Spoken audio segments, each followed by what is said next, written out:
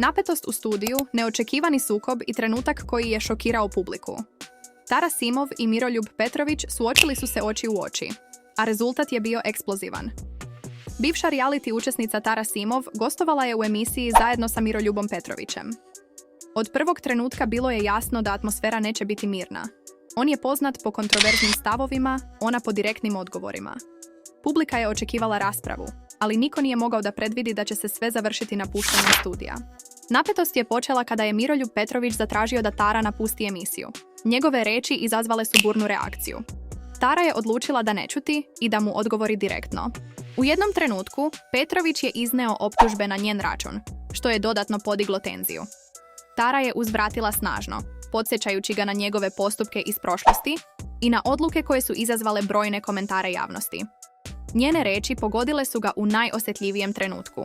Vi ste posljednji koji bi trebalo da delite lekcije, rekla je Tara, jasno pokazujući da neće dozvoliti da je neko omalovažava. Publika je ostala zatečena njenom hrabrošću i odlučnošću. Kako je rasprava odmicala, Petrović je postajao sve nervozniji. Njegovi pokušaji da preokrene situaciju nisu uspjeli. Tara je nastavila da ga suočava sa njegovim postupcima, a studio je odzvanjao od napetih rečenica. Na kraju, kada je shvatio da ne može da kontroliše tok emisije, Petrović je zatražio od voditelja da izbaci Taru. Kada se to nije dogodilo, on je ustao i besno napustio studio. Publika je ostala u šoku. Scena koju niko nije očekivao pretvorila se u trenutak koji će se dugo prepričavati. Ovaj sukob pokazao je koliko jedna rečenica može da promeni atmosferu i koliko hrabro izgovorene reči mogu da poremete planove onih koji misle da imaju kontrolu. Tara Simov je svojim stavom pokazala da neće dozvoliti da je neko učutka.